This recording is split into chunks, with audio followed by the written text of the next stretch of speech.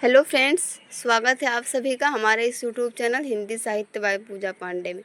आज की इस वीडियो में हम पढ़ने वाले हैं मूल्यांकन का दूसरा भाग है। ये मूल्यांकन की जो नवीन प्रविधियां हैं उस पर एक वीडियो हम कंप्लीट कर चुके हैं, उसी का ये दूसरा भाग है। नवीन प्रविधियों के अंतर्गत दो भागों में उनको विभाजित किया गया है। एक होती है आपकी परिमाणात्मक प्रविधि और दूसरी होती है गुणात्मक प्रविधि।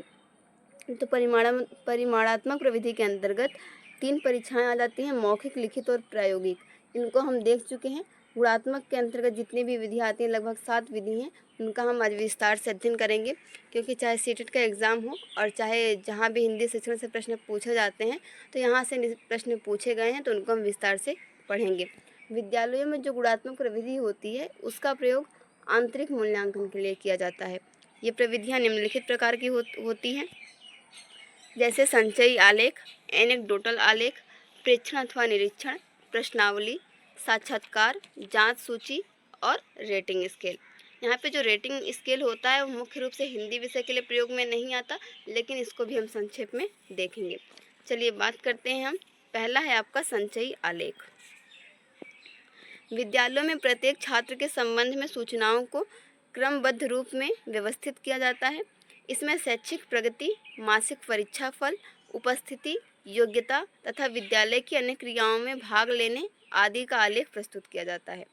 छात्र की प्रगति तथा कमजोरियों को जानने के लिए अभिभावकों, शिक्षकों तथा प्रधानाचार्य के लिए यह अधिक उपयोगी आलेख होता है।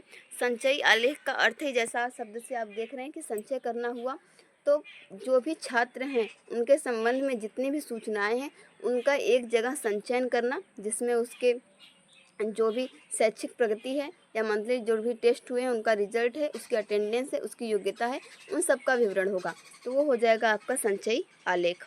अगला है आपका एनेक्डोटल आलेख। जो एनेक्डोटल आलेख होता है इसमें बालकों के व्यवहार संबंधी महत्वपूर्ण घटनाओं और कार्यों का वर्णन होता है और इन कार्यों तथा घटनाओं का आलेख सही रूप में प्रस्तुत किया जाता है। अभी हम इसका एक फॉर्मेट भी देखेंगे।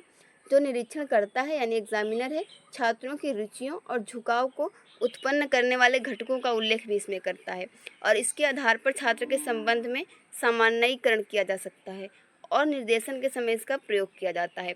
इसके अलग अलग उद्देश्य होते हैं जो एनेक्डोटल आलेख बनवाए जाते हैं। पहला उद्देश्य है कि एक कालांश के दौरान छात्रों के विकास से संबंधित जानकारी उपलब्ध कराना, क्योंकि हर बच्चे की अपनी अलग अलग रुचि होती है और एक शिक्षक का कर्तव्य होता है कि उस बच्चे की रुचि के अनुसार जो है उसका शैक्षिक प्रगति होने में सहायक बने।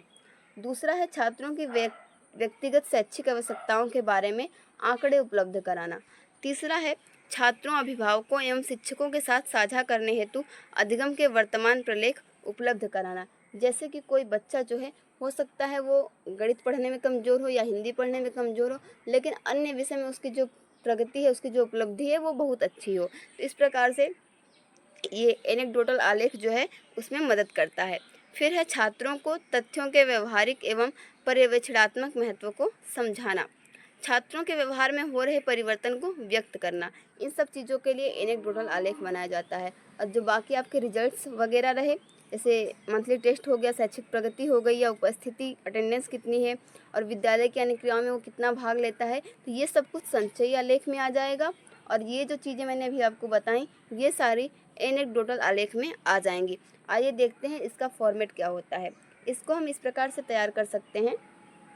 यहाँ पर छात्र का नाम, यहाँ पर निरीक्षणकर्ता का नाम जो भी उसका निरीक्षण कर रहा है, यहाँ पर दिनांक, समय और किस गतिविधि के माध्यम से उसका निरीक्षण किया गया वो गतिविधि यहाँ लिखेंगे। फिर यहाँ पर हम लिखेंगे पाठ्यचर्या का क्षेत्र या पक्ष और यहाँ पर आपने क्या निरीक्षण किया। ये इसका फॉर्मेट है। आगे हम देखते हैं जो गुणात्मक प्रविधि है उसका अगला प्रकार है प्रेक्षण अथवा निरीक्षण। प्रेक्षण में शोधकर्ता बालक के व्यवहार एवं आचरण का विभिन्न वातावरण में अवलोकन करता है तथा प्रयोज्य को इस बात की जानकारी नहीं होती है। इसमें प्रयोज्य के बौद्धिक, संवेगात्मक, रुचि एवं आदतों आदि का निरीक्षण किया जाता है। प्रयोज्य यानी कि जिसके ऊपर ये प्रयोग किया जा रहा है, यानी कि बालक, ठीक है। अपने निरीक्षण के आधार पर निरीक्षणकर्ता एक विशेष रिपोर्ट तैयार करता है और उसका विश्लेषण कर छात्र के व्यवहार में एक निश्चित निष्कर्ष पर पहुंचता है। निरीक्षण को वस्तुनिष्ठ बनाने हेतु छात्रों के व्यवहार का विभिन्न समय एवं परिस्थितियों में निरीक्षण किया जाता है। साथ ही उसके व्यवहार का निरीक्षण कई निरीक्षकों द्वारा एक साथ मिलकर किया जाता है। इसलिए इस विधि को वस्तुनिष्ठ निरीक्षण विधि भी कहा जाता है। यानी जो बालक है उसका निरीक्षण केवल एक व्यक्ति ही नहीं करेगा, बल्कि 2 से 3 निरीक्षक भी कर सकते हैं। इसलिए इसे वस्तुनिष्ठ निरीक्षण विधि भी कहेंगे। और ये आपकी प्रेक्षण अथवा निरीक्षण विधि है मूल्यांकन की, जो कि गुणात्मक प्रविधि के अंतर्गत आती है। इसके लिए एक परिभाषाएं हैं। यह है भाषा वैज्ञानिक चार्ल्स गिडे। इनके अनुसार निरीक्षण विधि उस मार्ग को दर्शाती है जिस पर चलकर सत्य की खोज की जाती है, यानी जिसके द्वारा हम विद्यार्थी के व्यवहार का पता लगा पाते हैं। इसकी कुछ विशेषताएं भी हैं जो इस प्रकार से हैं। पहली विशेषता है, इस विधि से छात्रों में गंभीर चिंतन, तर्क एवं निर्णय करने की शक्ति का विकास होता है। दूसरा है, ज्ञानेंद्रियों की सक्रियता बढ़ती है। तीसरा, छात्रों में तुलनात्मक, विश्लेषणात्मक एवं संश्लेषणात्मक क्षमता का विकास होता है।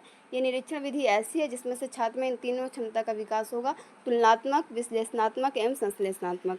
आप याद रखें, यहाँ से ये प्रश्न पूछे गए हैं। इससे छात्र विषय संबंधित प्रत्यक्ष ज्ञान प्राप्त करते हैं। इसके प्रयोग से छात्रों को विषय वस्तु संबंधित प्राथमिक जानकारी आसानी से प्राप्त हो जाती है और छात्रों में अन्वेषण प्रवृत्ति का भी विकास होता है। अब बात करें प्रश्नावली की। ये मूल्यांकन में किस प्रकार से सहायक है। प्रश्नावली जो है मापन की एक प्रविधि है जिसकी सहायता से प्रश्नों के उत्तर प्राप्त किए जाते हैं, जिनमें न्यायाधीश के सदस्यों द्वारा स्वयं उत्तर लिखना पड़ता है, यानी जो विद्यार्थी हैं। प्रश्नावली का सामाजिक विज्ञानों में प्रदत्त एकत्रीकरण में विशेष योगदान है। वस्तुतः जब अध्ययन इकाइयों का क्षेत्र विस्तृत होता है तो प्रतिचयन का आकार भी विस्तृत होता है। अकोलकर महोदय हैं, उन्होंने प्रश्नावली की परिभाषा दी है। वो कहते हैं कि प्रश्नावली विचारपूर्वक एवं निश्चित रूप से चुने हुए शब्दों वाले प्रश्नों की एक सूची होती है। प्रश्नावली को डाक द्वारा भी लोगों के पास भेजा जा सकता है, या जो साक्षात्कार करता है यानी इंटरव्यूअर है, वो प्रश्नावली के प्रश्नों को अपने मन में रखकर भी बातचीत को आगे बढ़ा सकता है। गुडे एवं हार्ट के अनुसार देखें, सामान्यतः प्रश्नावली किसी रूप में दिए गए प्रश्नों के उत्तर प्राप्त करने का एक साधन होता है जिसे उत्तरदाता स्वयं भरता है। यानी कि ऐसा भी हो सकता है कि एक तरफ आपको प्रश्न दे दिए जाएं इंटरव्यूअर के द्वारा, यानी जो भी आपसे प्रश्न करना चाहता है, और सामने एक कॉलम दे दिया जाए जहां आप उसका उत्तर लिख सकें, तो वो भी प्रश्नावली ही कही जाएगी। या प्रश्नावली इस तरीके से भी तैयार की जा सकती है कि यहाँ पर एक प्रश्न लिख दिया गया, नीचे उत्तर के लिए जगह छोड़ दी गई, फिर से एक प्रश्न लिख दिया गया और उत्तर के लिए जगह छोड़ दी गई। तो ये भी एक प्रकार की प्रश्नावली है। अब बात करते हैं साक्षात्कार की।